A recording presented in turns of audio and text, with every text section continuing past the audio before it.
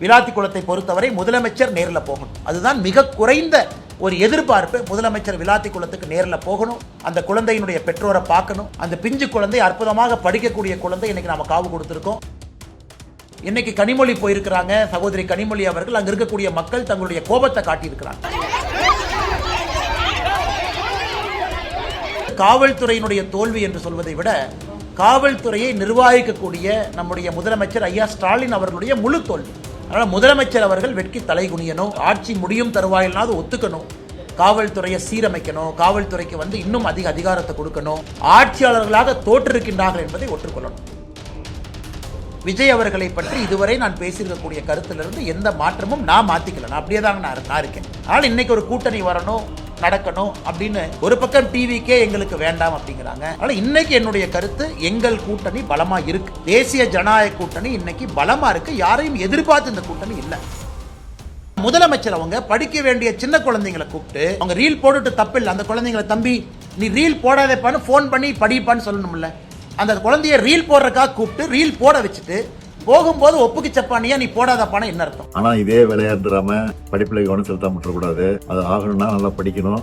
முதலமைச்சர் அவர்கள் ரீல்ஸ் எல்லாம் போட்டுட்டு அந்த குழந்தைங்களை கடைசியா சொல்றாரு, தம்பி நல்லா படிப்பா அப்படிங்கிறார். நீங்க அரசு பள்ளியில கஞ்சா புழக்கத்தை நிறுத்தினீங்கன்னாவே குழந்தைங்க நல்லா படிப்பாங்க. இன்னைக்கு முதலமைச்சருடைய கவனம் வேறு பக்கம் இருக்கு. முதலமைச்சருடைய கவனம் சட்ட ஒழுங்கல் இல்ல. முதலமைச்சருடைய கவனம் தமிழகத்தினுடைய நலன் இல்ல. ஆனா இன்னைக்கு ரீல்ஸ் போடக்கூடிய முதலமைச்சரா மாறிட்டாரு. முதலமைச்சர் அவர்கள் பத்திரிகையாளர் சந்திப்பு நடத்தி நீங்க சொல்லுங்க, உள்துறை செயலாளரா முதலமைச்சர் அவர்களா? ஒரு பக்கம் பொய்ய சொல்றீங்க, ஒரு பக்கம் இருக்கக்கூடிய தரவுகளை திருச்சி சொல்றீங்க, இன்னொரு பக்கம் விளாத்திக்குளம் போன்ற பகுதியில் அந்த சென்சிட்டிவ் நேச்சர் ஆஃப் கிரைமுக்கு முக்கியத்துவம் கொடுக்காம இருக்கிறீங்க. இன்னொரு பக்கம் காவல்துறை தப்பு செஞ்சிருக்கிறாங்க, சீரமைப்பதற்கான எந்த முயற்சி நீங்க எடுக்கல. ஆனா திமுகவினுடைய ஒரு தலைவர்களை பார்க்கும் பொழுது எதையோ சாதிச்ச மாதிரி அவங்க பாடி லாங்குவேஜ் இருக்கு. எதை எலெக்ஷன் முந்தானத்தே நடந்தது, அவங்க ஜெயிச்சிட்டாங்க அப்படிங்கிற மாதிரி இருக்கு. இதுதான் அவர்கள் அழிவுக்கு அஸ்திவாரம். பாத்திரத்தெல்லாம் எடுத்துட்டு போய் பெட்ரோல் பிடிக்க வேண்டிய அவல நிலைமைக்கு தமிழ்நாட்டு மக்களை தள்ளி இருக்கிறாங்க. இது இந்தியாவில் எங்கேயுமே கிடையாது. பீகார்ல யாரும் போல, உத்தரப்பிரதேசல யாரும் போல. தமிழ்நாட்டில் மட்டும் இந்த கையாலாகாத திராவிட முன்னேற்ற கழகத்தினுடைய ஆட்சி பொய்யை பரப்பி பீதியை பரப்பி மக்களை வீதிக்கு வந்து ஒரு பெட்ரோல் பம்ப்லயும் நிக்க வச்சிருக்காங்க. நிம்மதி ப்ராப்பர்ட்டி மேனேஜ்மெண்ட். கான்டாக்ட் 7667008800. செவ்வாய்க்கிழமை அன்னைக்கு சாயந்தரம் அன்பு சகோதரி 17 வயசு இருக்கக்கூடிய அந்த அன்பு சகோதரிக்கு நடந்திருக்கக்கூடிய கொடூரமான நிகழ்வு என்பது இன்னும் அதற்கு தீர்வு கிடைக்கல. எதற்காக நாங்கள் திமுக அரசை குற்றம் சாட்டுகின்றோம்? என்ன பார்த்தீங்கன்னா பல திமுக அமைச்சர்கள் சொல்றாங்க, இல்லைங்க நாங்கள் என்னங்க பண்றது, குற்றம் நடக்குது, குற்றவாளிகள் இருக்கிறாங்க, எப்படி எல்லா பழியும் எங்க மேல போட முடியும்? இந்த விளாத்திக்குளத்தை பொறுத்தவரை 12வது பரீட்சை எழுதிட்டு வீட்டுக்கு பாப்பா வர்றாங்க. சாயந்தரம் 6 மணிக்கு வீட்டிற்கு வெளியே அந்த வயக்காலுக்கு தோட்டத்துக்கு போறாங்க. 8 மணி வரைக்கும் அந்த பாப்பா வரல. அதன் பிறகு அந்த குழந்தையினுடைய பெற்றோர்கள் குளத்தூர் காவல் நிலையத்துக்கு போய் கம்ப்ளைண்ட் கொடுக்க போறாங்க. விளாத்திக்குளத்தில் குளத்தூர் காவல் நிலையத்தில் அந்த கம்ப்ளைண்ட்டை எடுத்துக்க மாட்டேங்கிறாங்க. அடுத்த நாள் காலையில் நீங்கள் விளாத்திக்குளம் அனைத்து மகளிர் காவல் நிலையத்துக்கு போங்கிறாங்க. ஸோ 11ஆம் தேதி காலையில் அங்கே போகிறாங்க. அங்கே இருக்கக்கூடிய காவல் ஆய்வாளர் அவர்கள் ரொம்ப ஒரு தரம் தாழ்ந்த வார்த்தையை பயன்படுத்தி பெற்றோர்களை உதாசீனப்படுத்துகிறாங்க. அதன் பிறகு மத்தியானம் 1:30 மணிக்கு 11ஆம் தேதி அந்த குழந்தையினுடைய சடலம் அங்கே கிடைக்குது. இது எந்த அளவுக்கு பெரிய ஒரு பாதிப்பு நம்ம எல்லோருக்கும் மனதில் ஏற்படுத்தி இருக்குன்னா, நம்மை பாதுகாக்கக்கூடிய அரசு ஒரு காவல்துறை ஒரு கம்ப்ளைண்ட் போகும் பொழுது எடுத்திருந்தா, அப்பவே போலீஸ்காரங்க வெளியே வந்து செக் பண்ணியிருந்தா ஒருவேளை இது தடுக்கப்பட்டிருக்குமோ?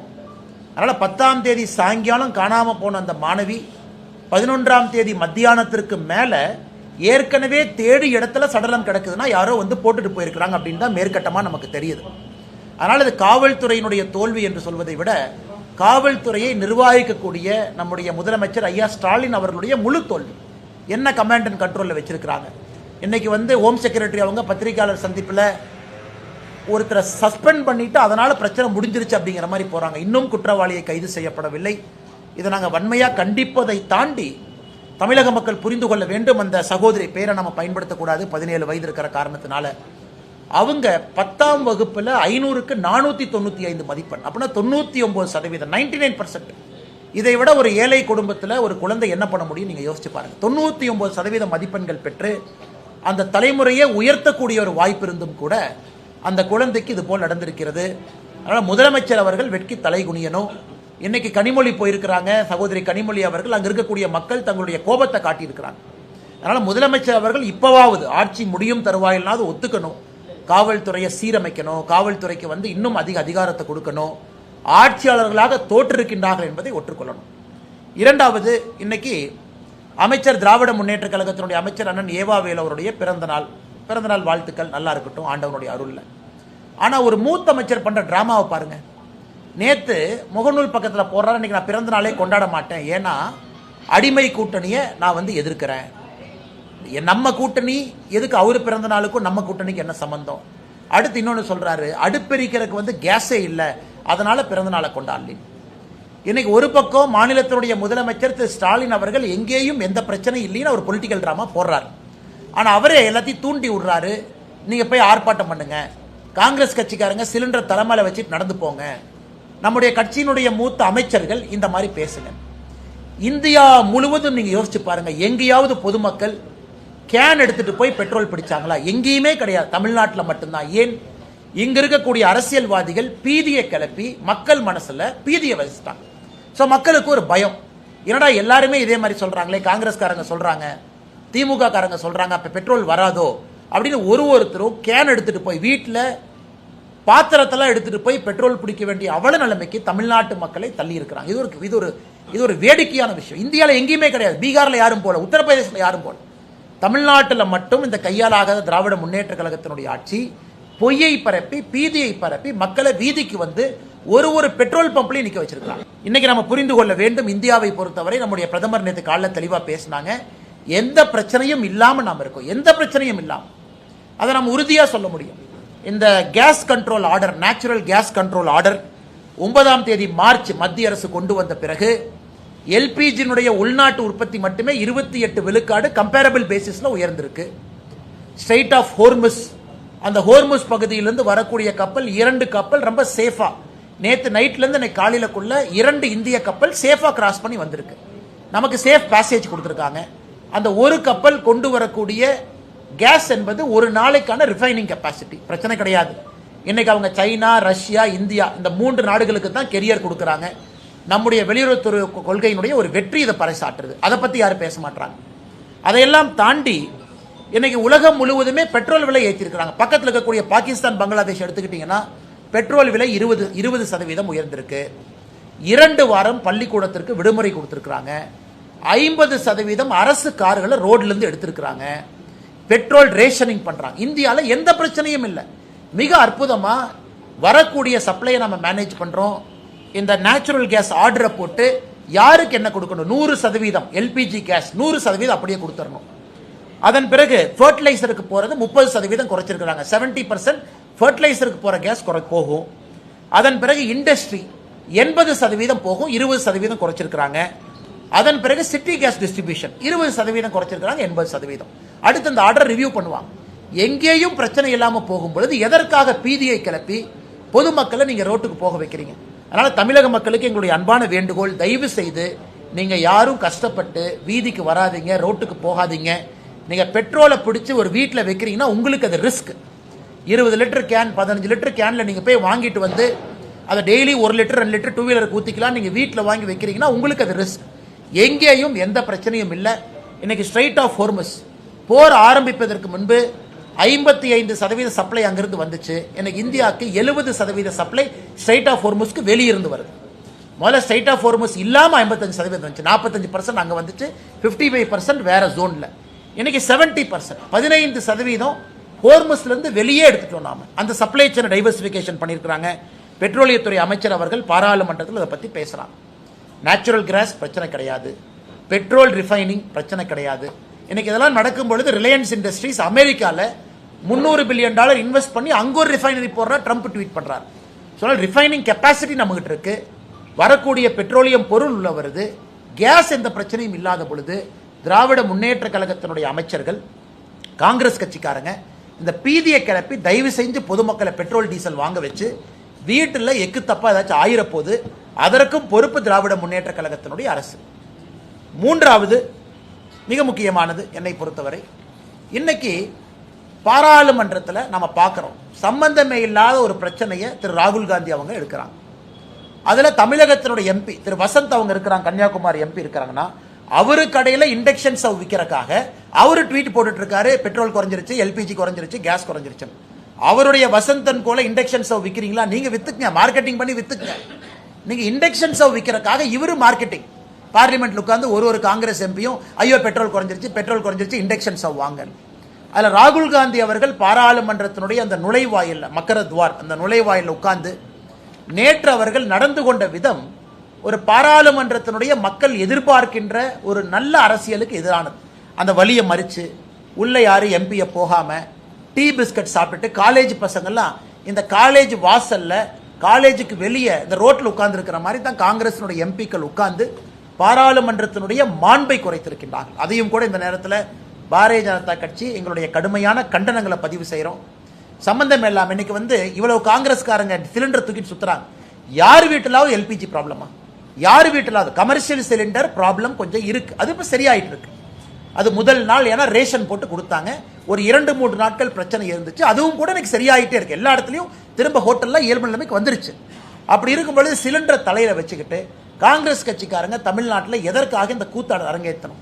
அதனால இந்த 3 விஷயங்களையும் நம்முடைய பத்திரிகை நண்பர்களுக்கு சொல்லணும். விளாத்திக்குளத்தை பொறுத்தவரை முதலமைச்சர் நேரில் போகணும். அதுதான் மிக குறைந்த ஒரு எதிர்பார்ப்பு. முதலமைச்சர் விளாத்திக்குளத்துக்கு நேரில் போகணும். அந்த குழந்தையினுடைய பெற்றோரை பார்க்கணும். அந்த பிஞ்சு குழந்தை அற்புதமாக படிக்கக்கூடிய குழந்தை இன்னைக்கு நாம காவு கொடுத்திருக்கோம். இதை முதலமைச்சர் அவர்கள் பேசணும். அடுத்து உள்துறை செயலாளர் அவர் கொடுக்கக்கூடிய அறிக்கையே தவறா இருக்கு. பிரஸ் மீட் வைக்கிறாங்க. பத்திரிகை நண்பர்கள் யாரை நம்புவீங்க? பத்திரிகை நண்பர்களை பொறுத்தவரை கவர்மெண்ட் நம்புவீங்க. கவர்மெண்ட் பொய் சொல்லாதுன்னு நீங்க நினைப்பீங்க. ஆனா உள்துறை செயலாளர் நடத்தக்கூடிய பிரஸ் மீட்ல அவரு டிஜிபி போலீஸ் கமிஷனர் இவங்களா உட்கார்ந்து இருக்கக்கூடிய பிரஸ் மீட்ல இவங்களே பொய் சொல்றாங்க. நீங்க யோசிச்சு பாருங்க. 2021க்கான டேட்டாவை அவங்க கொடுக்கறாங்க. 2021 இந்தியால எந்த அளவுக்கு பெண்களுக்கு எதிரான குற்றங்கள் நடந்திருக்குன்னு டேட்டாவை கொடுக்கறாங்க. இதுல உண்மையை சொல்ல வேண்டும் என்றால் 2021 டேட்டாங்க என்சிஆர்பியில பப்ளிஷ் ஆயிருக்கு. மத்திய அரசு ஒரு ஆண்டும் கூட மாநில அரசுகிட்ட இருந்து டேட்டா வாங்குறாங்க. மத்திய அரசு மாநில அரசு வாங்குறாங்க. அந்த டேட்டாவை கம்பைல் பண்ணி என்சிஆர்பியில போடுறாங்க. 2021 மாநில அரசு கொடுத்த தரவுகளை வைத்து மத்திய அரசு பப்ளிஷ் பண்ண என்சிஆர்பியில தமிழகத்தில் 1686 கொலைகள் பதிவாயிருக்கு. ஆனா உள்துறை செயலாளர் நடத்தக்கூடிய பத்திரிகையாளர் சந்திப்பில் 2021 தமிழகத்தில் 1597 கொலைகள்னு சொன்னா பிரஸ் மீட்டர் அவங்க சொல்ற நம்பரே கிட்டத்தட்ட 89 கொலைகளை குறைச்சு சொல்றாங்க. 2023 தரவுகள் மத்திய அரசுக்கு அவங்க கொடுக்கல. 2024 தரவுகள் மத்திய அரசு கொடுக்கல. 2025 தரவுகள் மத்திய அரசுக்கு அவங்க கொடுக்கல. அதனாலதான் என்சிஆர்பி பப்ளிஷ் பண்ணல. அதனால இவங்களா உட்கார்ந்துகிட்டு பப்ளிஷ் ஆகாத ஒரு தரவு நாம ஃபேக்ட் செக் பண்ண முடியாது. மத்திய அரசு கொடுத்திருந்தா பத்திரிகை நண்பர்கள் நீங்க டவுன்லோட் பண்ணி கிராஸ் செக் பண்ணுவீங்க. எதுவுமே செக் பண்ண முடியாம இவங்களா சேர்ந்து அடிச்சுடுறாங்க. 5 வருஷமும் சேர்ந்து 8008, 5 வருஷமும் சேர்ந்து போக்சோ வழக்கு 39,900 இப்படி அவங்க சொல்றதுல எங்களுக்கு நம்பிக்கை கிடையாது. அதனால் திராவிட முன்னேற்ற கழக அரசு அதிகாரிகளையும் தவறா பயன்படுத்துறாங்க. அதிகாரிகள் மீது பிரஷரை கொடுத்து நீங்கெல்லாம் பிரஸ் மீட் வச்சு சமாளிங்க. இது முதலமைச்சர் அவர்கள் பத்திரிகையாளர் சந்திப்பு நடத்தி நீங்க சொல்லுங்க. உள்துறை அமைச்சர் உள்துறை செயலாளரா முதலமைச்சர் அவர்களா? ஒரு பக்கம் பொய்ய சொல்றீங்க, ஒரு பக்கம் இருக்கக்கூடிய தரவுகளை திருச்சி சொல்றீங்க, இன்னொரு பக்கம் விளாத்திக்குளம் போன்ற பகுதியில் அந்த சென்சிட்டிவ் நேச்சர் ஆஃப் கிரைமுக்கு முக்கியத்துவம் கொடுக்காம இருக்கிறீங்க. இன்னொரு பக்கம் காவல்துறை தப்பு செஞ்சிருக்கிறாங்க, சீரமைப்பதற்கான எந்த முயற்சி நீங்க எடுக்கல. கடைசியாக நம்முடைய தேசிய ஜனநாயக கூட்டணி அனைத்து இந்திய அண்ணா திராவிட முன்னேற்ற கழகத்தினுடைய பொதுச் செயலாளர் எடப்பாடி பழனிசாமி அவர்கள் இன்னைக்கு தேசிய ஜனநாயக கூட்டணி ஒன்றாக இணைந்து தமிழகத்தில் 17ஆம் தேதி வேறு வேறு ஊர்களில் ஒரே நாளில் நம்முடைய தலைவர்கள் தொண்டர்கள் எல்லோரும் இணைந்து திராவிட முன்னேற்ற கழகத்தினுடைய ஆட்சியில் பெண்களுக்கு எதிராக குழந்தைகளுக்கு எதிராக நடந்து கொண்டிருக்கக்கூடிய வன்கொடுமைகளை மக்களிடம் எடுத்து சொல்லணும். பாதுகாப்பில்லாத சூழ்நிலை. கிருஷ்ணகிரி 2.5 வயசு குழந்தை, இங்க 17 வயசு குழந்தை பாப்பா விளாத்திக்குளம், 65 வயது மூதாட்டி, எங்கேயும் யாருக்கும் நிம்மதி இல்லாத ஒரு சூழ்நிலை. இதையெல்லாம் ஒரு மிகப்பெரிய ஒரு கண்டன ஆர்ப்பாட்டமாக தமிழகத்தில் வேறு வேறு இடத்துல நம்முடைய தலைவர்கள் நடத்த இருக்கின்றார்கள். கோயம்புத்தூர்ல அண்ணன் வேலுமணி அவர்களோடு இணைந்து நானும் இந்த போராட்டத்தில் இருக்கேன். நம்முடைய தலைவர்கள் எல்லோரும் இந்த போராட்டத்தில் இருக்கிறாங்க. அதே போல சென்னையில் அண்ணன் எடப்பாடி பழனிசாமி அவர்கள் இருக்கிறாங்க. அதே போல மதுரையில் அண்ணன் நயினார் நாகேந்திரன் அவர்கள், திருப்பூர்ல வானதி சீனிவாசன் அக்கா அந்த போராட்டத்தில் கலந்துக்கிறாங்க, திருநெல்வேலியில தமிழிசை சவுந்தரராஜன் அக்கா கலந்துக்கிறாங்க. அதே போல அண்ணன் டிடிவி தினகரன் அவர்கள், அண்ணன் அன்புமணி ராமதாஸ் அவர்கள் கடலூர் வேறு வேறு பகுதியில் எல்லாருமே போராட்டத்தில் கலந்துக்கிறாங்க. இது நிச்சயமாக தமிழகத்தில் பெண்களுக்கு எதிரான இந்த குற்றங்கள் தொடர்ந்து அதிகமாகி கொண்டிருப்பதை ஒரு கூட்டணியாக இணைந்து ஒரு மாபெரும் ஒரு போராட்டத்தை நாம் முன்னெடுக்கின்றோம். அதற்கு பொதுமக்களுடைய ஆதரவையும் கூட இந்த நேரத்தில் பத்திரிகை நண்பர்கள் மூலமாக நாங்கள் கோருகின்றோம். கோயம்புத்தூரில் 17ஆம் தேதி நடக்கக்கூடிய இந்த போராட்டத்திற்கு நம்முடைய தாய்மார்கள் சகோதரிகள் பெரும் திரளாக நீங்கள் பங்கேற்க வேண்டும் என்கின்ற வேண்டுகோளையும் உங்களுக்கு இந்த நேரத்தில் வைக்கிறோம். இதை தாண்டி உங்களுக்கு இருக்கிற கேள்வியில பதில் சொல்லுங்க.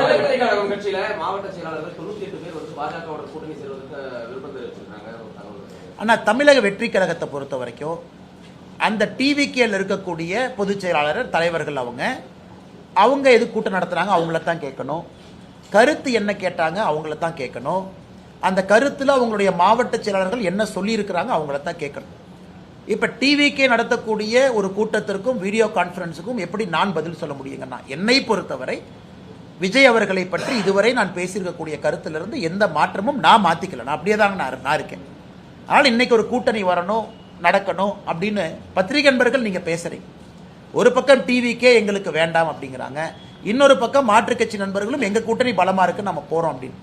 இன்னைக்கு புதிதாக எந்த ஒரு இன்ஃபர்மேஷன் இல்லைங்கன்னா புதிதாக சொல்வதற்கு அந்த கட்சிகிட்ட தான் நீங்கள் கேட்கணும். நீங்கள் மீட்டிங் நடத்துனீங்க, மீட்டிங்கில் எதுக்காக கருத்து கேட்டீங்க, நீங்கள் கேட்ட கருத்து உண்மையா அப்படிங்கிறதுக்கு அவங்க பதில் சொல்லணும். எங்களுடைய நிலைப்பாடு மாறாதப்ப நான் எப்படி பதில் சொல்ல முடியுங்கண்ணா? அண்ணா இன்னைக்கு நம்ம ஒரு விஷயத்தை தெளிவாக புரிஞ்சுக்கணுங்கன்னா, தேர்தல் எந்த நேரமும் கூட டிக்ளேர் ஆகலாம். இன்னைக்கு நம்ம 14ஆம் தேதி, 16 வருதுங்கிறாங்க, 17 வருதுங்கிறாங்க, நமக்கு தெரியாது, 18ங்கிறாங்க. ஏதோ ஒரு நாள் இன்னும் அடுத்த இந்த வாரத்துக்குள்ள வருது. ஸோ தேர்தல் களம் சூடு பிடிச்சிருச்சு. திராவிட முன்னேற்ற கழகத்தை பொறுத்தவரை சீட்டு கொடுத்துட்டாங்க, சில பேர்த்து கொடுத்துட்டாங்க. கம்யூனிஸ்ட் இன்னைக்கு சண்டை போட்டு அவங்க அறிக்கை கொடுத்துருக்குறாங்க. நம்ம கூட்டணியில் உடனடியாக இந்த மாடல் கோட் ஆஃப் கண்டக்ட் வந்தவுடன் வேகமாக தலைவர்கள் அதை வேலை செய்ய போகிறாங்க. இன்னைக்கு எலெக்ஷன் மோட்டுக்கு எல்லாமே வந்துட்டாங்கண்ணா. அதனால் இன்னைக்கு என்னுடைய கருத்து, எங்கள் கூட்டணி பலமாக இருக்கு.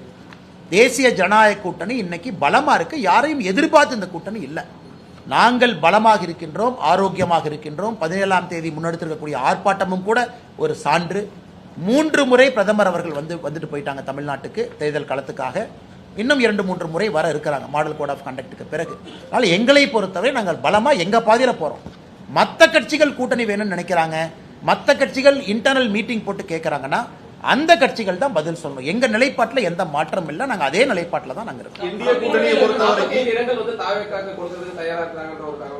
ஆனால் நான் கொடுக்கக்கூடிய இடத்துலையும் இல்லை, வாங்கக்கூடிய இடத்துலையும் நான் இல்லைங்கண்ணா. கொடுக்கக்கூடிய இடத்துல சில தலைவர்கள் இருக்கிறாங்க, வாங்கக்கூடிய இடத்துல சில தலைவர்கள் இருக்கிறாங்க. அதனால இந்த இரண்டுக்கும் இடைப்பட்ட கருத்தாக ஏன் கருத்து என்ன சொல்றதுங்கண்ணா? என்டிஏ கூட்டணியை பொறுத்த வரைக்கும் இப்போ கூட்டணிக்கான கதவுகள் இன்னும் ஓப்பன்ல தான் இருக்கா, இல்ல புதிய கட்சிகள் எதிர்பார்க்கலாமா, இல்ல அவ்வளவுதானா சார்? அண்ணா இன்னைக்கு பாருங்க, கம்யூனிஸ்ட் கட்சி சிபிஐ அதனுடைய தலைவர் ஐயா சண்முகம் அவர்கள் ஒரு பேட்டி கொடுத்துருக்காங்க இன்னைக்கு பத்திரிகை நண்பர்கள்ட்ட. இப்போ 5 நிமிஷத்துக்கு முன்னாடி எங்க காங்கிரஸ் ஒண்ணுமில்லாத காங்கிரஸுக்கு நீங்க 3 சீட்டை உயர்த்தி கொடுக்குறீங்க, கம்யூனிஸ்ட் கட்சிக்காரங்க நாங்கள் இவ்வளவு கஷ்டப்படுறோம், எங்களுக்கே நீங்க சீட்டை கொடுக்க மாட்டீங்க, நாங்கள் ஏத்துக்க மாட்டோம், கிளம்பியாச்சு. அண்ணன் வைகோ அவர்களுக்கு ரொம்ப கஷ்டப்பட்டு அன்னைக்கு சிரிக்கிறார் வைகோ அண்ணன். 4 தொகுதிகள் அப்படிங்கிறாரு. இது எப்படி இருந்த வைகோ அண்ணன் எப்படி ஆயிட்டார்? எப்படிப்பட்ட ஒரு மனிதர், எத்தனை தொகுதியில் நின்றவர், தமிழ்நாட்டு அரசியலே மாற்ற வேண்டும் நினைத்தவரை எனக்கு சீட்டையெல்லாம் குறைச்சு அந்த 4லையும் அடுத்து சொல்றார் 3 உதயசூரியன் சின்னம், 1 எங்கள் சின்னம். எனக்கு வைகோ ஐயாவை பார்க்கறக்கே ரொம்ப கஷ்டமா இருந்துச்சு. நம்ம கொங்கு கட்சி இந்த பகுதியில் நிற்கக்கூடியவங்க 3 கம்பீரமா 3 சீட்னு இருந்தாங்க, இன்னைக்கு அவங்களையும் 2 சீட்ல உட்கார வச்சிருக்காங்க. அதனால இன்னைக்கு அந்த கூட்டணியிலிருந்து தலைவர்கள் வெளியே வருவதை நான் பார்க்கிறேன். ஏன்னா திருமாவளவன் அண்ணன் இன்னைக்கு என்னை பொறுத்தவரை திருமாவளவன் அண்ணன் கண்டிப்பா இவங்களுக்கு ஒரு 6 சீட்டுக்கோ 7 சீட்டுக்கோ அவர் ஏத்துக்க போறது கிடையவே கிடையாது. அதனால திருமாவளவன் அண்ணன் கண்டிப்பா அசமாதானத்தில் இருக்காங்க, கம்யூனிஸ்ட் அசமாதானத்தில் இருக்கிறாங்க. அவங்கள என்ன பண்ணுவாங்கன்னு தெரியாதுங்க. வெளியே வந்து வேற கூட்டணிக்கு போறாங்களா தனியா நிற்கிறாங்களான்னு தெரியாது. ஸோ திராவிட முன்னேற்ற கழகத்தை பொறுத்த வரைக்கும் அறிவாலயத்துக்கு வெளியே இன்னைக்கு இந்தியா போஸ்ட்மேனே பயத்தில் இருக்கான். ஆனால் போனோம்னா நமக்கு ஒரு சீட் கொடுத்துருவாங்களாட்டுக்கு, அந்த பக்கமே நான் போக மாட்டேன். ஸோ யார் வந்தாலும் கூட பிடிச்சி 1 சீட்டு 2 சீட்டுன்னு கொடுத்து அவர்களோடு இத்தனை காலமா பயணம் பண்ணவங்களுக்கு 2 சீட்டு 3 சீட்டுன்னு குறைக்கும் பொழுது எந்த விதத்தில் நியாயம்னு தலைவர்கள் கேட்கறாங்க. அதனால கூட்டணியில் மாற்றம் வருமானு கேட்டீங்க, வருவதற்கான வாய்ப்பு இருக்கு. ஏன்னா திமுகவுடைய கூட்டணி நம்ம பார்த்துக்கிட்டு இருக்கோம், உள்ள இருக்கக்கூடிய சலசலப்பை பார்க்குறோம். தேர்தல் எப்பொழுதுமே நெருங்கும் பொழுது ஒரு ஃபைனல் ட்விஸ்ட் எப்பவுமே தமிழக அரசியல் இருக்கும். தமிழக அரசியல்ல எல்லா முறையும் தேர்தல் ஜஸ்ட் டிக்ளேர் ஆகிறதுக்கு முன்னாடி ஒரு ஃபைனல் ட்விஸ்ட் இருக்கும். இந்த டைம் என்ன ட்விஸ்ட்னு பொறுத்திருந்து பார்க்கலாம். என்னங்கண்ணா? நீ குறிப்பிட்ட மாதிரி வந்து உங்க கூட்டணி வலுவா இருக்குங்கிறீங்க. அதே சமயம் திமுக கூட்டணி வந்து தொகுதி பங்கீடுகள் ஆரம்பிச்சு போயிட்டு இருக்கு.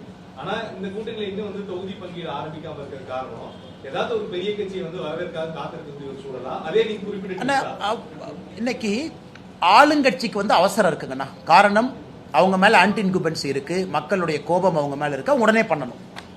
ஆனா எதிர்கட்சியை பொறுத்தவரை அந்த அவசரம் கிடையாது. 2021 அன்னைக்கு அதிமுக ஆளுங்கட்சியாக இருந்த பொழுது கூட தேர்தல் அறிவிப்பு வந்த பிறகுதான் பாரதிய ஜனதா கட்சிக்கு தொகுதி பங்கீடு எங்க நிக்கணும் அப்படின்லாம் வந்துச்சுங்கண்ணா. ஸோ எங்களை பொறுத்தவரை யாருக்கும் எந்த அவசரமும் இல்லை. எல்லா இடத்துல எல்லாரும் வேலை செய்யறோம். உதாரணத்துக்கு நேற்று நான் தொண்டாமுத்தூர் பகுதியில் அண்ணன் வேலுமணி அவர்களோடு பிரச்சாரத்தில் இருந்தோம். வேறு வேறு பகுதியில் பிரச்சாரம் பண்ணிக்கிட்டு இருக்கோம். ஸோ நாங்கள் தொண்டாமுத்தூர் வேலுமணி என்ன அங்கே பிஜேபி நிற்கல அப்படியெல்லாம் இல்லை. வேலுமணி நிற்கிறாங்க, தேசிய ஜனநாயக கூட்டணி, பாரதிய ஜனதா கட்சியும் நாமளும் ஓட்டு போடணும், எல்லாத்தையும் ஒருங்கிணைக்கணும், நாம கூட்டம் போடுறோம். அதனால் எங்களுக்கு எந்த அவசரமும் இல்லை. நாங்கள் எங்களுடைய டைம் லைனில் சரியான முறையில் போயிட்டு இருக்கோம். மேபி எங்களுடைய தலைவர்கள் மோடி ஐயா வரணும்னு நினைச்சாங்க. 3 மீட்டிங்கும் மோடி ஐயா முடித்து வைக்க வேண்டும் என்று நினைத்தார்கள். அது நடந்துருச்சு. அதன் பிறகு பாரதிய ஜனதா கட்சி இன்டர்னல் அசஸ்மெண்ட் அதையும் எங்களுடைய அகில இந்திய தலைவர்கள் செஞ்சிட்டு இருக்கிறாங்க. எந்த தொகுதி, யார் தொகுதிக்கான வேட்பாளர் யார், அந்த அசஸ்மெண்ட்டையும் நயினார் அண்ணா தலைமையில் ஒரு டீம் எடுத்துக்கிட்டு இருக்காங்க.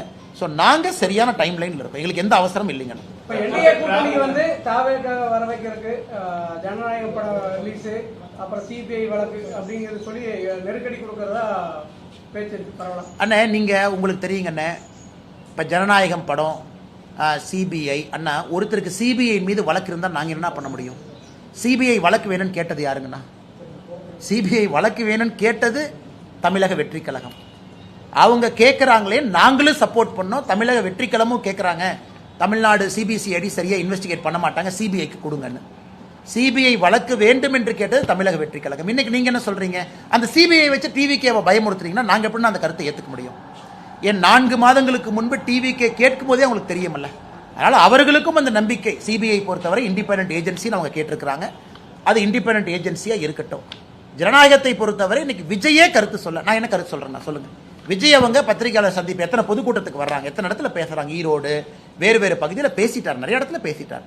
ஏதாவது ஒரு இடத்துல விஜய் அவர்கள் ஜனநாயகத்தை பத்தி பேசட்டும், படத்தை பத்தி பேசட்டும், என்ன பிரச்சனை பேசட்டும், அதன் பிறகு என் கருத்தை சொல்றேங்க. நான் படத்துல நடிச்ச ஒரு நடிகர் பாரதிய ஜனதா கட்சி பிரச்சனை பண்ணுச்சுன்னு சொல்லட்டும், பாரதிய ஜனதா கட்சி தூண்டுட்டு சொல்லட்டும், எங்கேயுமே சொல்லல. சிபிஎஃப்சிக்கும் ப்ரொடக்ஷன் கம்பெனிக்கும் இருக்கக்கூடிய பிரச்சனை. சிபிஎஃப்சியினுடைய ரிவ்யூ கமிட்டி, ஸ்கிரீனிங் கமிட்டி, அது ஒரு மாதிரி போயிட்டு இருக்கு. கோர்ட் இன்டர்ஃபியர் ஆயிருக்கு. இதுல எல்லோருமே மத்திய அரசு பாரதிய ஜனதா கட்சியின் குற்றம் சுமத்தினா எங்க சொல்ல முடியும்? யாராச்சும் குற்றம் சுமத்தினா பதில் சொல்லலாம். எங்களை யாருமே குற்றம் சுமத்தாத பொழுது, எங்களை குற்றம் சுமத்துறது யாரு? திமுக. இதுல ஆச்சரியம். அதாவது ஓனாய் நனையுதுன்னு நரி அழுவிச்சாமா, நம்ம ஊர்ல சொல்லுவாங்க. ஓனாய் நனையுதுன்னு ஆடு அழுவிச்சாமா. அதாவது இன்னைக்கு டிவிகேவுக்கு பிரச்சனை திமுக அழுகுது. இன்னைக்கு திராவிட முன்னேற்ற கழகம் எங்க மீது சுமத்தக்கூடிய குற்றத்துக்குலாம் நாங்க பதில் சொல்லி டைம் வேஸ்ட் பண்ண விடுவீங்களா? நியாயமான குற்றச்சாட்டுக்கு பதில் சொல்றோம். விஜய் அவங்க குற்றச்சாட்டுக்கு நாங்க எப்படி பதில் சொல்ல முடியும்? ஜனநாயகத்திற்கு அதிகாரப்பூர்வமாக தமிழக வெற்றி கழகத்தினுடைய தலைவரோ பொறுப்பாளர்களோ எங்களுக்கு எந்த இதுவும் அவங்க சொல்லல. CBFC, court, KVN production, Vijay இவங்க சம்பந்தப்பட்ட வழக்கு அவங்களுக்குள்ள அது இருக்கு.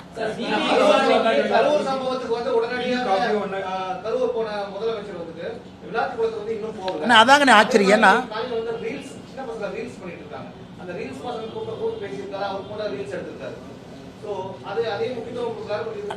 ஆனா இன்னைக்கு முதலமைச்சர் அவர்கள் இன்னைக்கு காலையில் எத்தனை பேர் பார்த்தீங்கன்னு தெரியலீங்கன்னா, 2 நல்ல பசங்கன்னா, அருமையான பசங்க. அவங்கள நம்ம எந்த தேவா, ஜீவா 2 அற்புதமான பசங்க. சின்ன வயசுலேயே ரீல் எல்லாம் போட்டு நல்லா பண்ணுறாங்க.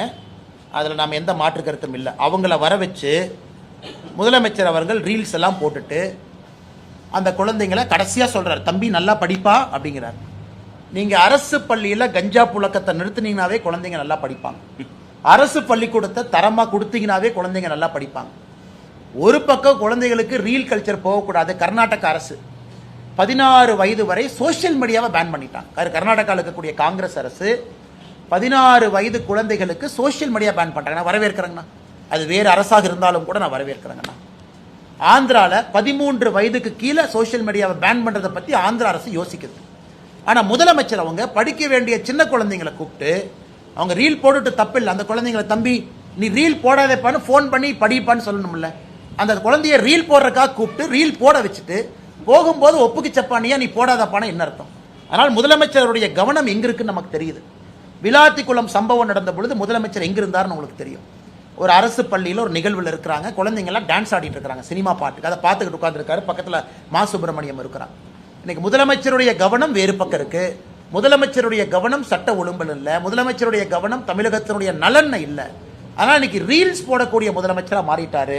அல்லது ரீல்ஸ் போடலினா படிக்க வேண்டிய குழந்தைங்களை கூட்டிட்டு வந்து ரீல்ஸ் போடுறாரு, ரீல்ஸ் போடுங்கப்பான். அதனால் இது எல்லாம் நம்ம பார்த்துக்கிட்டு தாங்க நான் இருக்கிறோம். என்ன பண்றது? இன்னும் ஒரு 30-40 நாட்கள் இதையெல்லாம் அனுபவிச்சு தாங்க ஆகணும், வேற வழி இல்லை. சிபிஐ விசாரணைக்கு தன்னை மட்டும் எதற்கு அழைக்கிறார்கள், மற்ற அமைச்சர்களும் எல்லாரும் தான் அங்க வந்திருந்தாங்கன்னு சொல்லி செந்தில் பாலாஜி ஒரு கருத்து வச்சிருக்காரு. நான் அங்க இருக்கக்கூடிய ஒரு மாவட்ட அமைச்சராக அங்க நான் போயிருந்தேன் அந்த டைம்ல. ஆனா என்னை மட்டுமே அவங்க அழைக்கிறதுக்கான காரணம் என்ன? முதல்வர் முதற்கொண்டு தான் அங்க வந்திருந்தாரு. ஆனா கண்டிப்பாக செந்தில் பாலாஜி அவர்களை சிபிஐ விசாரணைக்கு அழைக்கணும். எதற்குன்னா ஆமாங்கண்ணா, எதற்குன்னா இதுல 2-3 விஷயங்கள் இருக்கு. 10 ரூபாய் பாலாஜி என்று நான் பேசும் பொழுதுதான் செருப்பு வந்திருக்குன்னு சொல்லும் பொழுது அதை நீங்களும் சொல்றீங்க, நானும் சொல்றேன். அப்படி இருக்கும் பொழுது அந்த சம்பந்தப்பட்ட நபரை அழைத்து விசாரிக்க வேண்டியது சிபிஐனுடைய கடமை. நம்பர் 1. நம்பர் 2, சம்பவம் நடக்கவே ஸ்பாட்ல இருந்தவர் செந்தில் பாலாஜி. ஆம்புலன்ஸை கூட்டிட்டு வந்தாரு. ஆம்புலன்ஸ்ல திமுகவுடைய ஸ்டிக்கர் ஒட்டியிருந்தது, திமுக மருத்துவமனையின் ஸ்டிக்கர் ஒட்டியிருந்தது. செந்தில் பாலாஜி தான் ஃபர்ஸ்ட் ஆளா அங்க இருந்தார். அவரு சொல்றாரு, அவரை கூப்பிடணும். 3வது, முதலமைச்சருக்கு தகவல் சொன்னது யார்? செந்தில் பாலாஜியா இருக்கலாம். எல்லா அரசு ஹாஸ்பிட்டலுக்கும் இங்க போனது யார்? செந்தில் பாலாஜியா இருக்கலாம். அங்க நான் ஆளுகின்ற கட்சியினுடைய மாவட்ட செயலாளர் என்கின்ற பொறுப்பில் இருக்கக்கூடிய செந்தில் பாலாஜி ஒரு டிகிரி ஆஃப் கண்ட்ரோல் இருக்கு, திரும்ப அமைச்சராக இருந்திருக்கிறாங்க. ஏன் டிவிகே கட்சியினுடைய மாவட்ட செயலாளரை கூப்பிட்டுருக்காங்க, அவர் போயிட்டு வந்திருக்கிறாரு. தமிழ்நாடு அரசினுடைய டிஜிபி ஸ்டேட் இன்டெலிஜென்ஸை கூப்பிட்டுருக்காங்க, அவங்க போயிட்டு வந்திருக்கிறாங்க. சம்பந்தப்பட்ட நபர் திரு விஜய் அவங்களை கூப்பிட்டுருக்காங்க, 2 முறை போயிட்டு வந்திருக்கிறாங்க. அப்படி இருக்கும் பொழுது சிபிஐ செந்தில் பாலாஜியை வந்து அழைத்தது முழுமை சரியான ஒரு பார்வை தான். ஆனா செந்தில் பாலாஜி அவங்க மடியில் ஏதோ கொஞ்சம் கனம் இருக்க மாட்டேங்குது. ஏன் பதறாரு?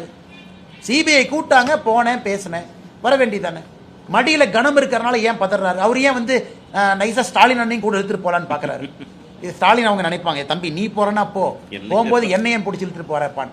அந்த மாதிரி தான் இருக்கு அவருடைய பதில். நான் அந்த பதிலை பார்த்தங்கன்னா, அதனால சிபிஐ அவர்கள் செந்தில் பாலாஜி அவங்களை கூப்பிட்டது முழுமையிலும் அது உண்மைதான். அவங்க போகணும், கோஆபரேட் பண்ணணும். மடியில கனமலினா கோஆபரேட் பண்ணுங்க, ஏன் பயப்படுறீங்க? இது எதுக்கு வந்து நீங்க வந்து அப்படியே பதறீங்க? அவருடைய பத்திரிகையாளர் சந்திப்பை பார்த்தாவே செந்தில் பாலாஜி அவர்கள் பதறுவது நமக்கு தெரியுது. எனக்கு தெரியல யாரு குற்றம் செஞ்சாங்கன்னு தெரியலீங்கன்னா அது சிபிஐ என்கொயரியில் உண்மை வெளியே வரும். டீயும் காஃபியும் ஒன்னா கலக்காதுன்னு சொல்லியிருந்தீங்க, அதுல உறுதியா இருக்கீங்களா? ஆனால் நான் ஏற்கனவே சொல்லியிருந்தேங்கன்னா என்னுடைய கருத்தில் எந்த மாற்றமும் இல்லை. காரணம், அவங்க சித்தாந்தத்தை வேற சித்தாந்தத்தை டிக்ளேர் பண்ணிட்டாங்க, நாம் ஒரு சித்தாந்தத்தில் இருக்கோம். அப்படி இருந்தும் அரசியல் கூட்டணிக்குள்ள முரணான கட்சிகள் இருக்கான்னு கேட்டீங்கன்னா இருக்கு. நான் இல்லைன்னு சொல்லிங்க, உங்களுக்கு அரசியல் தெரியும், எனக்கு அரசியல் தெரியும், நான் முட்டாள்தனமா எதுவும் பேச விரும்பல. முரணான கூட்டணிகள்லாம் இருக்கா? இருக்கு. ஒரு காமன் கோல்ல இருக்காங்களா? இருக்கு. வேறு வேறு கொள்கைகள் இருந்தாலும் கூட பொது எதிரியை வீழ்த்துவதற்காக இருக்காங்களா? இருக்கு. நான் உங்களுக்கு ஆரம்பத்தில் சொன்னது டைம் லைன் இன்னைக்கு வந்துருச்சு. எலெக்ஷன் வரப்போகுது, எல்லா கட்சிகள் இருக்காங்க, திமுக பேச்சுவார்த்தை நடத்த ஆரம்பிச்சுட்டாங்க. எப்பவுமே தேர்தலுக்கு முன்பு தமிழகத்தில் எப்பவும் ஒரு ட்விஸ்ட் நடக்கும். இந்த வருஷம் என்ன ட்விஸ்ட்னு பார்ப்போம். அதே நேரத்தில் சீட்டை கொடுக்கக்கூடிய இடத்துல நான் இல்லை, சீட்டை வாங்க வேண்டிய இடத்துல நான் இல்லை. நான் 2க்கு நடுவில் ஏதோ ஒரு இடத்துல இருக்கேன். அதற்கான தலைவர்கள் இருக்கிறாங்க. அண்ணா, நான் எல்லோருக்கும் பிரச்சாரம் பண்றேன்னா, எல்லோருக்கும் போய் நிக்கிறேன். தமிழகத்தில் திராவிட முன்னேற்ற கழகத்தினுடைய ஆட்சி தூக்கி எறியப்பட வேண்டும் என்பதில் தெளிவா இருக்கும். ஏன் இந்த சகோதரி பேரு சொல்ல முடியல, எனக்கு பேர் சொல்ல வேண்டும் என்கின்ற ஆசை. காரணம், இறந்த பிறகுனாவது அவருக்கு ஒரு மரியாதை கொடுக்கணும். 17 வயசு இருக்கனால போக்சோ அப்படி நம்ம சொல்ல முடியாது. 495 மதிப்பெண் வாங்கினா 500க்கு அந்த குழந்தைய பாருங்க கொடூரமா கொண்டிருக்காங்கன்னா இந்த ஆட்சி இருக்கணுமாங்கிற கேள்வி. நான் எல்லா கேஸுக்கும் நான் திமுகவை சொல்லல. அண்ணா யூனிவர்சிட்டி இதே இடத்துல சாட்டை எடுத்து அடிக்கிட்டேன். காரணம், திமுக லிங்க். நீ சிசிடிவி போடல. உதயநிதி ஸ்டாலின் சிண்டிகேட் மெம்பரா இருந்த ஒரு கல்லூரி, வாட்ச்மேன், திமுக கொடி போட்டு அக்யூஸ் உள்ள போறான். இவ்வளவு நடக்குதுன்னு நம்ம பேசுறோம். இது எல்லாம் அரசனுடைய குறைபாடுகள். எல்லா கேஸுக்கும் நாங்க திமுகவை சொல்லிங்கன்னா, திராவிட முன்னேற்ற கழகம் ஆட்சிக்கு வந்த பிறகுதான் அரசு இயக்கங்கள் செயலிழந்து குற்றங்கள் அதிகமாக இருக்கு. அதுதான் நாங்க சொல்றது. கோயம்புத்தூர் ஏர்போர்ட் பக்கத்தில் பெட்ரோல் வண்டி போட்டிருக்கணுமே, ஏன் போடல? இவ்வளவு விளம்பரம் பண்றீங்களே, இவ்வளவு பண்றீங்களே, ஒரு 10 பெட்ரோல் வண்டி வாங்கி கொடுத்திருந்தா பெட்ரோல் வண்டி அங்க போகும். அந்த இடத்துல குற்றம் நடக்கும் நமக்கு தெரியும். அந்த முள்புதர் ஏர்போர்ட் காம்பவுண்ட் வால ஒட்டி, இதெல்லாம் தான் அரசுடைய குறையாக நாங்கள் தொடர்ந்து சொல்லிக் கொண்டிருக்கின்றோம். அதிமுக கட்சி வந்து இப்ப பலகீனமா தான் இருக்குது. இந்த சூழல்ல எப்படி சார் அவங்க போய் மக்களுடைய செல்வாக்காக ஓட்டு சதவீதங்கள் ரொம்பவுமே பின்னைக்கு தான் இருக்குது. திமுகவுடைய செல்வாக்கு 5000 ரூபாய் பணம் அவருடைய எல்லா விதமான விஷயங்களும் மக்கள் வந்து வேற மாதிரி இருக்கு. நாடாளுமன்ற தேர்தல்ல நீங்க பிரிச்சு நிறுத்தும் போது கூட வந்து பாஜக பல இடங்கள்ல முன்னாடி வந்து அதிக வாக்கு வாங்கி நம்மை பொறுத்தவரை அனைத்து இந்திய அண்ணா திராவிட முன்னேற்ற கழகத்தினுடைய முதலமைச்சர் வேட்பாளர் முன்னாடி இருக்காங்க. கூட்டணி மிக வலுவாக பலமாக களத்தில் இருக்கு. அமமுக அண்ணன் டிடிவி தினகரன் அவங்க உள்ள இருக்கிறாங்க. அனைத்து இந்திய அண்ணா திராவிட முன்னேற்ற கழகத்தினுடைய தொண்டர்கள் மிக மிக சுறுசுறுப்பாக்காங்க. ஏன்னா அவங்க வெற்றியை சுவைத்தாக வேண்டும் என்கின்ற வெறியில் இருக்கிறாங்க. நான் இன்னைக்கு பல இடத்துல பிரச்சாரத்துக்கு போகும்போது அதிமுக தொண்டர்கள் கூட இருக்கிறாங்க, நான் பார்க்குறேன். ஏன்னா அவர்களும் இந்த எலெக்ஷனை ஒரு மரியாதை பிரச்சனையாக நம்ம ஜெயிச்சாலுங்கிற வெறி அந்த தொண்டர்கள்ட்ட இருக்கு.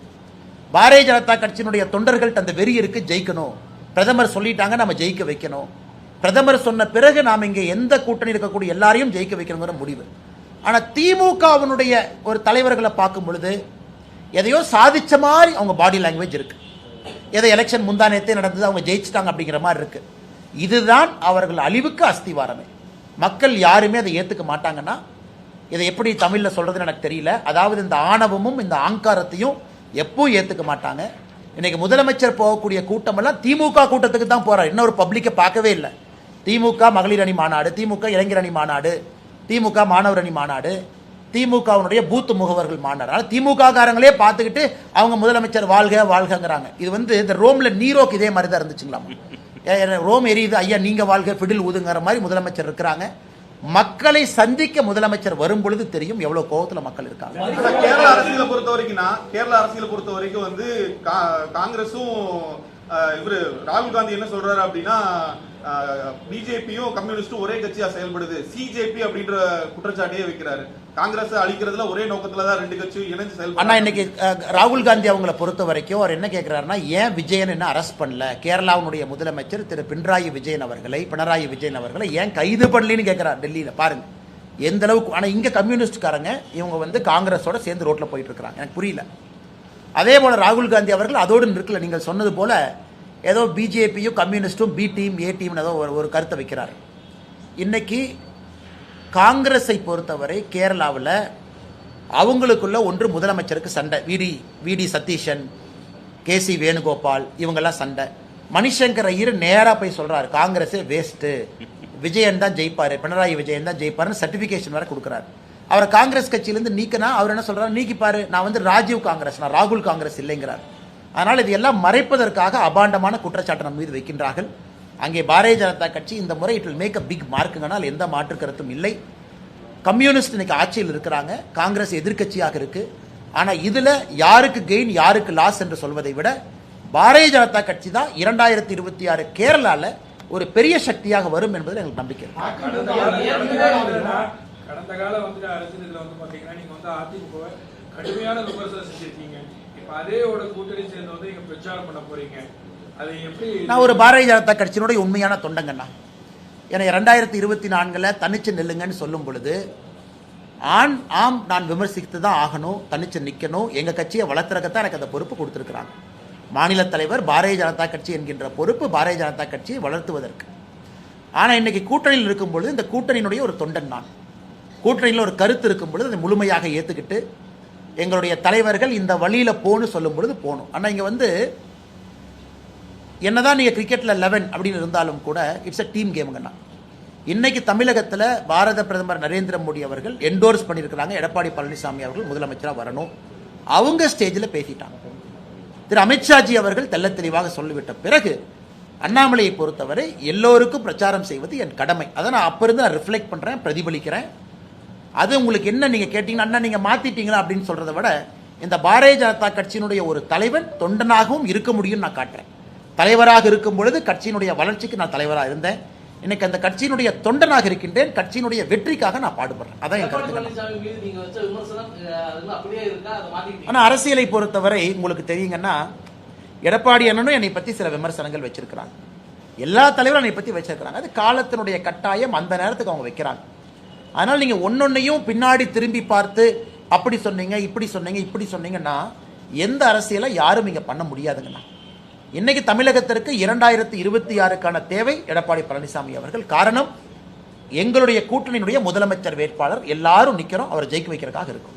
234 தொகுதியில் தேசிய ஜனநாயக கூட்டணியினுடைய வேட்பாளர் ஜெயிக்க வைக்கிறதுக்காக இருக்கிறோம். அதனால் ஒருத்தர் சொன்னது, உதாரணத்துக்கு முதலமைச்சர் ஐயா ஸ்டாலின் அவர்கள் இந்த முறை நான் எனக்கு பாயிண்ட் பண்ணாங்க, அண்ணே நீங்கள் வந்து ஸ்டாலின் ஐயாவுக்கு பர்த்டேக்கு விஷ் போட்டீங்க, ஸ்டாலின் ஐயா உங்களுக்கு ரிப்ளை பண்ணியிருக்காங்க. அண்ணா எனக்கு ரிப்ளை பண்ணீங்கிறது ரெண்டாவது. முதலமைச்சராக நான் ஸ்டாலின் அவர்களை விட்டு கொடுத்தது கிடையாது எங்கேயும். அந்த மரியாதை, அந்த தரம், அவருக்கு கொடுக்கக்கூடிய அந்த செல்வாக்கு, முதலமைச்சர் என்கின்ற பதவி எப்பொழுதுமே எங்கேயும் நான் விட்டு கொடுத்தல. ஆனா எங்களுடைய அரசியல் தவறு செய்யும் பொழுது ஆரோக்கியமான அரசியலை வைக்கிறோம். அதை முதலமைச்சர் என்னுடைய பிறந்த நாள் வாழ்த்துக்கு திரும்ப பிரதிபலிக்கிறாங்கன்னா அதை நான் வரவேற்கிறேங்க. அப்படித்தான் அரசியலை பொறுத்தவரை. அதனால எல்லா இடத்திலும் சில விமர்சனங்களை வைக்கிறோம், அது ஆரோக்கியமான விமர்சனமா வைக்கிறோம், கட்சியினுடைய வளர்ச்சிக்காக வைக்கிறோம். நாளைக்கு முதலமைச்சர் தேர்தலுக்கு பிறகு ஒரு பொது இடத்துல பார்த்தாலும் கூட திரு ஸ்டாலின் அவர்கள்ட்ட அதே மரியாதையோடு அதே அன்போடு தான் நான் போய் பேசிட்டு வருவேன், பழகிட்டு வருவேன். காரணம் தமிழ்நாட்டினுடைய முதலமைச்சராக இருந்தவர். அதனால அதுல போய் நீங்க முதலமைச்சர் எடுத்து பேசிட்டீங்க, நீங்க மூஞ்சியை திருப்பிட்டு போவீங்களா? நான் ஒரு கட்சியினுடைய சாதாரண தொண்டன், அப்படிலாம் அரசியல் பண்ண முடியாதுங்கண்ணா. அதனால் இன்னைக்கு தேசிய ஜனநாயக கூட்டணியுடைய வெற்றி வாய்ப்புக்கு பாடுபட வேண்டிய கடமை தொண்டன் எனக்கு இருக்கு. காரணம், நிறைய பேரை நீ பார்க்கறாங்க, நிறைய பேர் நான் என்ன செய்யறேன்னு ஒத்து கவனிக்கிறாங்க. அப்ப அவர்களுக்கும் ஒரு தொண்டனாக என்னுடைய தரத்தை காட்டுவதும் என்னுடைய கடமையாக இந்த நேரத்தில் அண்ணா எனக்கு இதுவரை கட்சியில யாருமே வந்து தேர்தலில் நில்லுங்க அப்படின்னு சொல்லலீங்கன்னா, 2024 பாராளுமன்ற தேர்தலில் நிக்க சொன்னாங்க. இன்னைக்கு எனக்கு கொடுத்திருக்கக்கூடிய பணி, சில பணிகள் கொடுத்திருக்கிறாங்க, அதை நான் செஞ்சுக்கிட்டு இருக்கேன். தமிழ்நாடு முழுவதும் தெருமுனை பிரச்சார கூட்டத்தை நடத்தணும்னு சொல்லியிருந்தாங்க. கட்சி எல்லோரும் இணைந்து ஒரு 22,000 இடத்துக்கு மேல தெருமுனை கூட்டங்கள் நடத்தி இருக்கிறோம். அடுத்து மகளிர் அணியினுடைய பிரச்சார கூட்டம் ஒரு பக்கம் போயிட்டு இருக்கு, பட்டியலின சகோதர சகோதரிகள் அணியினுடைய பிரச்சார கூட்டம் ஒரு பக்கம் போயிட்டு இருக்கு. அதை பார்த்துக்க சொல்லியிருக்காங்க, அதை பார்த்துக்கிட்டு இருக்கேன். கட்சி என்ன சொல்லுதோ நாம செய்ய போறோம். பிரச்சாரம் பண்ண போறோம், எலெக்ஷன் இங்க போய் நிக்க போறோம். நம்மை பொறுத்தவரை கட்சி முடிவெடுக்கட்டும், கொடுக்கின்ற பணியை நாம் செய்வோம்.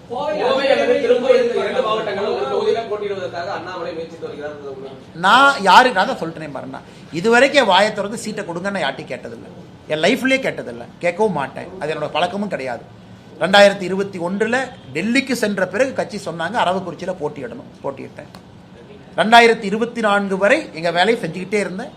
டெல்லிக்கு நாம் எல்லாத்தையும் எடுத்துட்டு போனோம், பேரையெல்லாம் எடுத்துட்டு போனோம், போட்டியிட வேண்டும் என்று கட்சி சொன்னார்கள். கோயம்புத்தூர்ல 13 நாள் இருந்துச்சு, நேரா வந்து இறங்கி வேலை செஞ்சு வேலையை ஆரம்பிச்சோம்.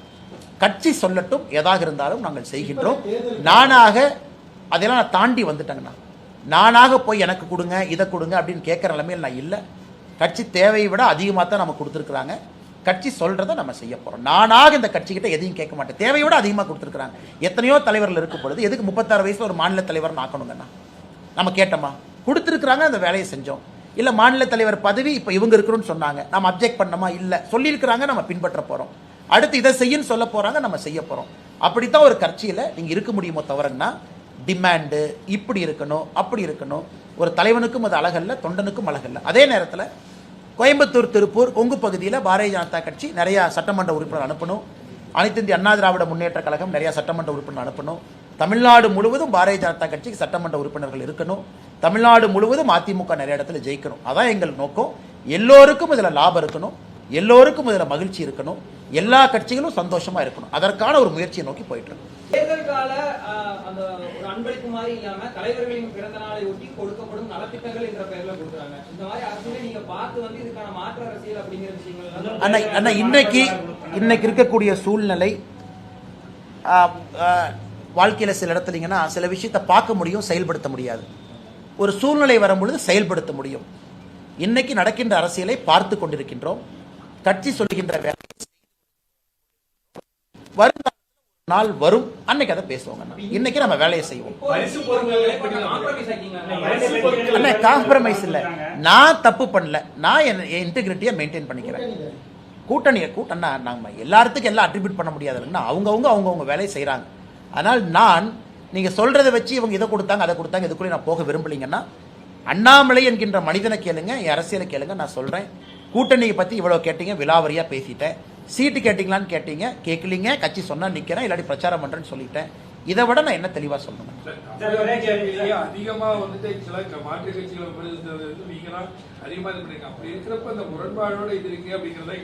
முரண்பாடு இல்லைங்கன்னா, அன்னைக்கு எனக்கு கொடுக்கப்பட்ட பணி அதுங்கண்ணா. எனக்கு கொடுக்கப்பட்ட பணி பாரதிய ஜனதா கட்சியை முதன்மை கட்சியா வளர்த்தணும், வாக்கு சதவீதத்தை உயர்த்தணும், பாரதிய ஜனதா கட்சியை கொண்டு வரணும். அப்போ நீங்கள் ஃப்ரெண்ட்லியெல்லாம் அரசியல் பண்ண முடியாதுங்கண்ணா. அவங்க நண்பர், இவங்க நண்பர், நீங்கள் உங்கள் ஸ்டாண்ட் எடுத்து கட்சியை சொல்லணும். தலைவராக அதை செஞ்சேன். இன்னைக்கு தொண்டனா இந்த கட்சி நான் வழி நடத்தலிங்கண்ணா. I am also one of the karyakarta. கட்சியில் 50 லட்சம் பேருக்கு மேலே இருக்காங்க, அதில் நானும் ஒருத்தன். தமிழ்நாட்டில் 39 தேசிய பொதுக்குழு உறுப்பினர் இருக்காங்க, அந்த 39 பேர்த்துல நானும் ஒருத்தன். அதனால இன்னைக்கு கட்சி கொடுத்துருக்கக்கூடிய பணி, நான் இன்னைக்கு நெரட்டிவ் செட் பண்ணல, இப்படித்தான் நான் சொல்லல. ஒரு காலம் வரும் பொழுது அன்னைக்கு நான் உங்க கேள்விக்கான பதில கண்டிப்பா நான் எதிர்கொள்ள போறேன், கண்டிப்பா நான் சொல்ல போறேன். அன்னைக்கு நான் நோ கமெண்ட்லாம் எப்பவுமே என்னோட அரசியல் வாழ்க்கையில எந்த கேள்விக்கு நோ கமெண்ட் நான் சொன்னதே இல்லைங்கண்ணா. அது எந்த கேள்வி கேட்டாலும் நான் பதில் சொல்லியிருக்கேன். இன்னைக்கு நாம அதிமுகவை ஜெயிக்க வைக்கிறோம், எடப்பாடி அண்ணன் முதலமைச்சர் ஆக்கிறோம், பாரதிய ஜனதா கட்சியினுடைய சட்டமன்ற உறுப்பினர்களை சட்டசபைக்கு அனுப்புறோம், கூட்டணி கட்சியை ஜெயிக்க வைக்கிறோம். பாட்டாளி மக்கள் கட்சியினுடைய மாநகர தலைவர் இப்பதான் வந்தாங்க, 40 பேர்த்தோட வந்தாங்க, புதிய பொறுப்பேற்றிருக்கிறாங்க. இப்பதான் வந்து டீ எல்லாம் சாப்பிட்டு போனாங்க. எல்லோரும் அண்ணன் தம்பிகளாக ஒருங்கிணைந்து பணியாற்றும், அதான் நம்ம நோக்கம். நிறைய இடத்துல கேம்பெயின் இன்சார்ஜ் சொல்றீங்க, உங்களுடைய கேம்பெயின் ஃபோக்கஸ் என்ன? ஏன்னா வெல்ஃபேர் மெஷர்ஸ் வந்து டிஎம்கே என்ன சொன்னாங்களோ ஏடிஎம்கேவும் அதை வந்து அதே மாதிரி தான் அனௌன்ஸ் பண்ணாங்க.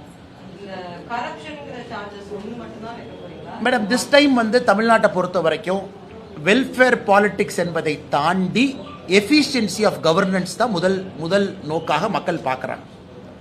ஏன்னா எல்லா கட்சிகளுமே இன்னைக்கு வெல்ஃபேரை பொறுத்த வரைக்கும் இன்னைக்கு ஆல்மோஸ்ட் ஒரே பேஜில் இருக்காங்க.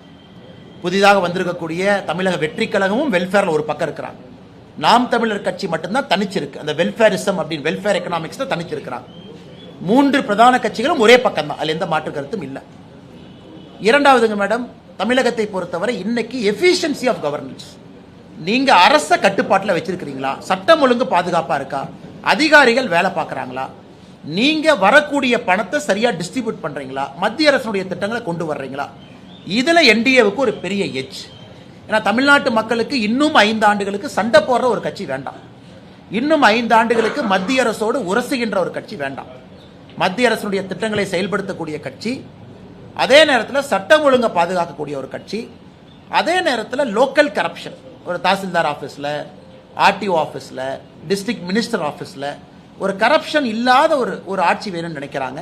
இன்னைக்கு அது தேசிய ஜனநாயக கூட்டணி தான் அதை கொடுக்க முடியும். ஸோ வெல்ஃபேர் எக்கனாமிக்ஸ் ஆல்மோஸ்ட் எல்லாரும் சேம் பேஜ், அதில் அப் டவுன் எதுவும் இல்லைங்க. ஏன்னா மக்களுக்கு தெரியும் அதிமுக தேசிய ஜனநாயக கூட்டணி ஆட்சிங்க வந்த பிறகு இமிடியட்டாக நாம சொன்னதை கொடுக்க போகிறோம், அதில் எந்த மாற்று கருத்தும் இல்லை. ஏன்னா நம்மகிட்ட அந்த ப்ரூவன் கெப்பாசிட்டி இருக்கு.